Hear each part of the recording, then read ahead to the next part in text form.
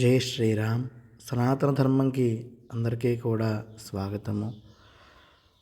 అందరికీ చిన్న విజ్ఞప్తి ఏమిటి అంటే, నేను గతంలో చాలాసార్లు అడిగాను, శ్లోకాలతో పెట్టమంటారా రామాయణం, లేకపోతే ఇదివరకులా వృత్తాంతం ఒకటే పెట్టమంటారా అని. దాని గురించి ఎవరూ పెద్దగా స్పందించడం లేదు కాబట్టి నేను మామూలుగా గతంలోలాగే వృత్తాంతం మాత్రము స్వర్గల రూపంలో చెప్పుకుంటూ వెళ్తున్నాను. ఎవరికైనా కనుక శ్లోకాలు కూడా వినాలి అనుకుంటే తప్పకుండా కామెంట్ చేయండి. అలాగే మరొక విషయం ఏమిటి అంటే కనుక, ఈ వీడియో మీకు కనుక స్లోగా ఉంటే సాగదీసినట్టుగా మీరు యూట్యూబ్లోకి వెళ్ళి పైన స్పీడ్ పెట్టుకునే ఆప్షన్ ఉంటుంది, దాన్ని పెట్టుకుని శ్రవణము చేయండి. నేను కొద్దిగా ఫాస్ట్ చెబుదామనుకుంటే దానివల్ల స్లోగా వినేవారికి, అంటే నెమ్మదిగా వినేవారికి ఇబ్బందిగా ఉంటుందిట. అందుకోసమని నేను గతంలో ప్రయత్నం చేశాను.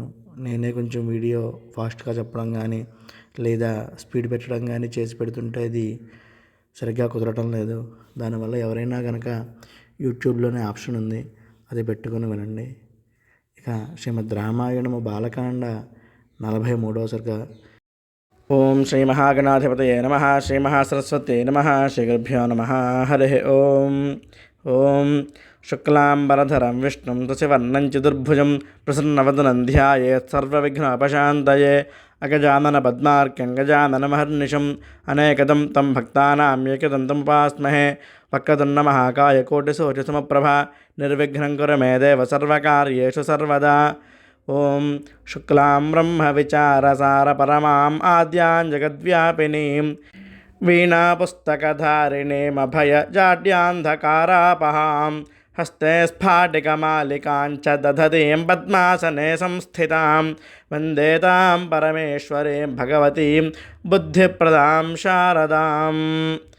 శరదిందుసమాకారే పరబ్రహ్మస్వరూపిణి వాసరాపేఠనిలయే సరస్వతీ నమోऽस्तुते. యా కుందేందుతుషారహారధవళా యా శుభ్రవస్త్రావృతా యా వీణావరదండమండితకరా యా శ్వేతపద్మాసనా యా బ్రహ్మాచ్యుతశంకరప్రభృతిభిర్దేవైः సదా పూజితా సా మాం పాతు సరస్వతీ భగవతి నిశ్శేషజాడ్యాపహ. కూజంతం రామ రామేతి మధురం మధురాక్షరం ఆరుహ్య కవితాశాఖాం వందే వాల్మీకికోకిలం.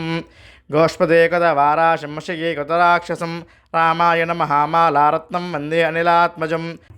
మనోజవం మారుతతుల్యవేగం జితేంద్రియం బుద్ధిమతాం వరిష్టం వాతాత్మజం వానరయోధముఖ్యం శ్రీరామదూతం శిరసా నమామి.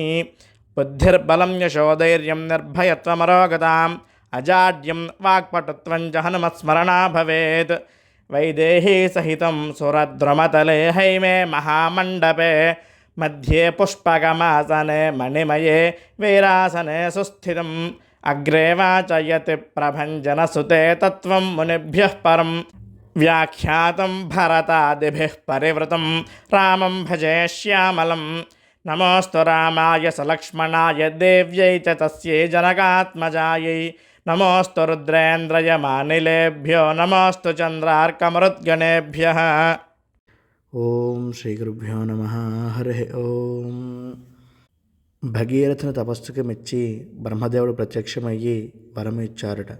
భగీరథుడికి సంతానము, దానితో పాటుగా గంగాదేవి కూడా భూమి మీదకి వచ్చేలా వరం ఇచ్చారట. కానీ నేరుగా గంగాదేవి భూమి మీద పడితే స్వర్గలోకం నుండి భూదేవి తట్టుకోలేదు దానిని. అందుకోసమని దీనికి మార్గం ఏమిటి అంటే, మధ్యలో పరమేశ్వరుడు నిలబడి ఆ గంగాదేవిని భరించి భూమి మీదకి వదలాలి. కాబట్టి నువ్వు ముందుగా పరమేశ్వరుడు గురించి తపస్సు చేసి ఆయన అనుజ్ఞ పొందువని చెప్పారట. ఆ తరువాత బ్రహ్మదేవుడు విడిపోయిన తర్వాత భగీరథుడు ఒంటి కాళ్ళ మీద నిలబడి 1 సంవత్సరం పాటు మహాశివుని గురించి తపస్సు చేశారుట. భగీరథుని తపస్సుకి మెచ్చి మహాశివుడు ప్రత్యక్షమయ్యి భగీరథ, నీ తపస్సుకు మెచ్చాను, నీవు కోరుకున్నట్టుగా హిమవంతుని కుమార్తె అయిన గంగను నా శిరస్సును ధరిస్తానని చెప్పారుట. అప్పుడు దేవలోకంలో ప్రవహిస్తున్న గంగానది మహావేగంతో భూమి మీదకి దూకిందిట. ఆ ప్రవాహాన్ని శివుడు తన శిరస్సును అడ్డుపెట్టి ఆపారుట. అప్పుడు గంగాదేవికి కోపం వచ్చిందిట. నా ప్రవాహ వేగాన్ని శివుడు ఆపగలడా? నేను ఆ మహాశివునితో సహా పాతాళము ప్రవేశిస్తాను అని మనసులో అనుకుంది గంగాదేవి. గంగాదేవి ఆలోచనలు గ్రహించారట పరమేశ్వరుడు. వెంటనే పరమేశ్వరుడు తన శిరస్సు మీద పడ్డ గంగను తన శిరస్సు మీద ఉన్న జటాజూటములతో బంధించారట.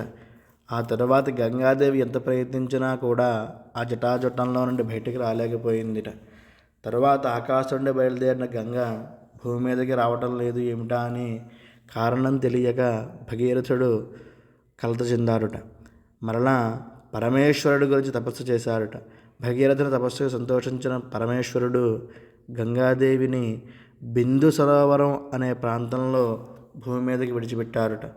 అప్పుడు శివుని జటాజూటంలో నుండి విడవబడిన గంగాదేవి తీవ్రమైన వేగంతో భూమి మీదకి 7 ప్రవాహాలుగా ప్రవహించిందిట. ఆ 7 ప్రవాహాలలోనూ హ్లాదిని, పావని, నళిని అనే 3 నదులు తూర్పు దిక్కుగా ప్రవహించాయిట. సుచక్షువు, సీత, సింధువు అనే 3 నదులు పడమర దిక్కుగా ప్రవహించాయిట. ఇక చివరిది 7వది ఆఖరిది అయిన ప్రవాహము భగీరథుడిని అనుసరించిందిట. అప్పుడు భగీరథుడు తన రథము మీద ముందు వెళుతూ ఉంటే ఆ రథము వెనకాల గంగాదేవి అనుసరిస్తోందిట. గంగాదేవి ఆకాశం నుండి భూమి మీదకి ప్రవహిస్తూ ఉంటే దేవతలు, గంధర్వులు ఆశ్చర్యంగా చూస్తున్నారట. గంగావతారణము కళ్ళారా చూడటానికి దేవలోకంలోని వారందరూ తమ వాహనాల మీద ఆకాశంలో నిలబడ్డారట. ఆ గంగాదేవి నొరగలకొక్కుంటూ భూమి మీదకు దూకుతూ వస్తోందిట. భూమి మీదకి దిగిన గంగాదేవి కొన్ని చోట్ల మెల్లగాను, మరికొన్ని చోట్ల దూకుడుగాను, కొన్ని చోట్ల వంకర టెంకరగాను కొండలను దాటుకుంటూ ప్రవహిస్తోందిట.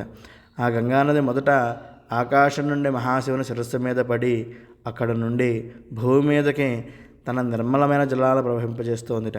ఆ గంగలో స్నానం చేసిన వారి సమస్త పాపాలు కూడా నశించిపోతున్నాయిట. గంగా స్నానము ఆచరించిన వారు స్వర్గలోక ప్రాప్తి పొందారట. గంగలో మునిగిన వారి శారీరక బాధలన్నీ కూడా మటుమాయమయ్యాయిట. భగీరథుని వెంట గంగానది వెళుతూ ఉంటే గంగానది వెంట దేవతాగణాలన్నీ వెళుతున్నాయిట. సర్వపాపాలను పోగొట్టే గంగానది భగీరథుడు ఎలా వెళితే ఆయన్ని అనుసరిస్తూ అలా వెళుతోందిట. మార్గం మధ్యలో జహ్ను మహాముని ఆశ్రమం వచ్చిందిట. తన ఆశ్రమం వద్ద జహ్ను మహర్షి యాగము చేస్తున్నారట. గంగానది ఆ ఆశ్రమాన్ని ముంచివేసిందిట. దానితో జహ్ను మహర్షికి కోపం వచ్చిందిట. గంగానది గర్భం అనుచుటకి ఉద్ధతంగా ప్రవహిస్తున్న గంగాజలాలంతా కూడా తాగివేశారట. అది చూసి దేవతలందరూ ఆశ్చర్యపోయారట. భగీరథుడు, దేవతాగణాలు అందరూ జహ్ను మహర్షిని పూజించి గంగను విడవమని వేడుకున్నారట. వారి పూజలకు సంతసించిన జహ్ను మహర్షి తన చెవుల నుండి గంగా ప్రవాహాన్ని విడిచిపెట్టారట. అప్పటి నుండి కూడా గంగానదికి జాహ్నవి, జహ్నుసుత అనే పేర్లు కూడా వచ్చాయిట. గంగానది మరలా భగీరథుని అనుసరించి వేగంగా ప్రవహిస్తోందిట. సగరపుత్రులకు మోక్షం కలిగించడానికే భగీరథుడు గంగానదిని పాతాళానికి తీసుకుని వెళ్ళారట. గంగ సగరపుత్రుల భస్మరాశుల మీదుగా ప్రవహించిందిట. పవిత్రమైన గంగాజలములో మునిగి సగరపుత్రులందరూ కూడా వారి పాపాలన్నీ నశించి స్వర్గలోకం చేరుకున్నారట.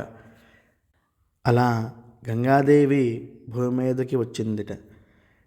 విశ్వామిత్రుడిని రాముడు గంగాదేవి వృత్తాంతం గురించి తెలుపమని అడిగితే విశ్వామిత్రుడు రాముడికి మొత్తము దాని వెనకాల ఉన్న కథ అంతా కూడా ఈ విధంగా తెలియజేశారట. ముందుగా హిమవంతుడు, ఆయనకు 2 కుమార్తెలని, వారిలో ఒకరు పార్వతీదేవి, అలాగే మరొకరు గంగాదేవి అని.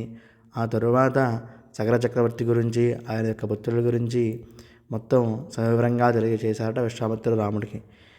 ఇలా ఒక కథ తెలపాలి అంటే దాని వెనకాల ఉన్న క్షుణ్ణంగా తెలుసుకొని పరిశీలించి లోతుగా అవతల వారికి అర్థమయ్యేలా దాని పూర్వాపరాలతో సహా కథ తెలపాలి. ఆ విధంగా రాముడికి విశ్వామిత్రుడు గంగాదేవి వృత్తాంతం తెలియజేశారట. ఈ విధంగా శ్రీమద్ రామాయణము బాలకాండ 43వ సర్గ సంపూర్ణమయ్యింది. హరి ఓం తత్సత్.